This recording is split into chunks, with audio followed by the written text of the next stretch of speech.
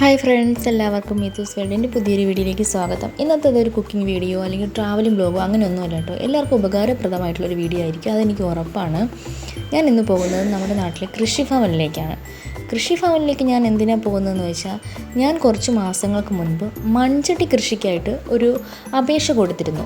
അപ്പോൾ അത് 3-4 മാസങ്ങളായി കൊടുത്തിട്ടും അതിൻ്റെ ഒരു അനക്കവും ഇല്ല. അപ്പോൾ ഞാൻ വിചാരിച്ചു എനിക്കിനി അത് കിട്ടത്തില്ലയോ. അപ്പം ഞാനങ്ങനെ അവിടെ വിളിക്കാമെന്നൊക്കെ വിചാരിച്ചിരുന്ന സമയത്ത് അവരിങ്ങോട്ട് തന്നെ വിളിച്ചിട്ട് പറഞ്ഞു, മൺചട്ടി കൃഷിക്ക് കൊടുത്തിട്ടുണ്ടായിരുന്നെങ്കിൽ അവിടെ വന്ന് അതിൻ്റെ കാശ് അടയ്ക്കണമെന്ന്. അങ്ങനെ അവിടെ പോയപ്പോൾ അവർ മൺചട്ടിയൊക്കെ കാണിച്ചു തന്നു. ഒരു യൂണിറ്റിന് 500 രൂപയാണ്.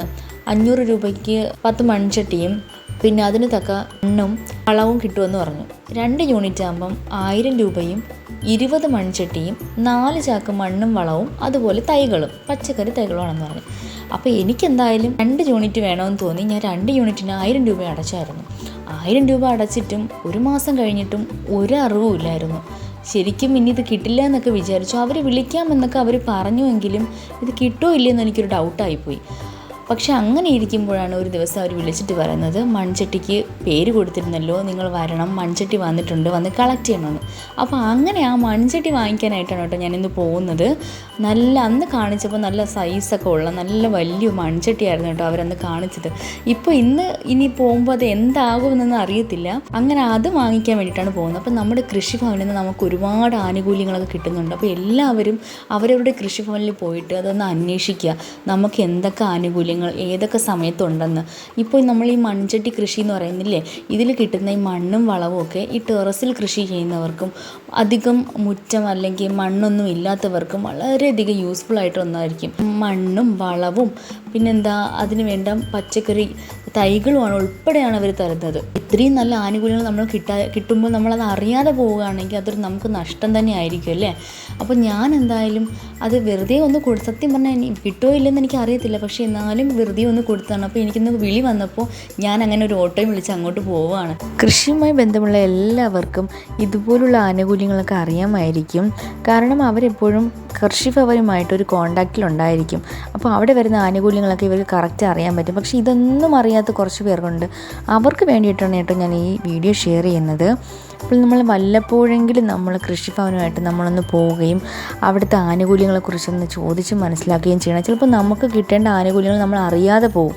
അപ്പോൾ അവിടെ ചെന്ന് അന്വേഷിക്കുമ്പോഴായിരിക്കും തുച്ഛമായ പൈസ കൊടുക്കുമ്പോൾ തന്നെ നമുക്ക് ചിലപ്പോൾ ഇതുപോലുള്ള കൃഷി സംബന്ധമായിട്ടുള്ള ആനുകൂല്യങ്ങൾ നമുക്ക് കിട്ടാൻ ചാൻസ് ഉണ്ടായിരിക്കും. നമ്മളെ അറിവില്ലായ്മ കൊണ്ട് ചിലപ്പോൾ നമുക്കത് നഷ്ടപ്പെടും. അപ്പോൾ ഇടയ്ക്കെങ്കിലും എല്ലാവരും ഒന്ന് പോയി കൃഷിഭവനുമായി ബന്ധപ്പെട്ട് കഴിഞ്ഞാൽ അതായത് ഇതുപോലെ നമ്മുടെ ടെറസിലൊക്കെ കൃഷി ചെയ്യാൻ ആഗ്രഹിക്കുന്നവർക്ക് ഇത് വലിയ സഹായകമാകും. അങ്ങനെ ഞങ്ങൾ നമ്മുടെ കൃഷിഭവനിൽ എത്തിയിട്ടുണ്ട് കേട്ടോ. ആ പോയ ടൈമിൽ അധികം തിരക്കൊന്നും ഇല്ലായിരുന്നു. കാരണം ഞാൻ വൈകിട്ടാണ് അവിടെ എത്തിയത്.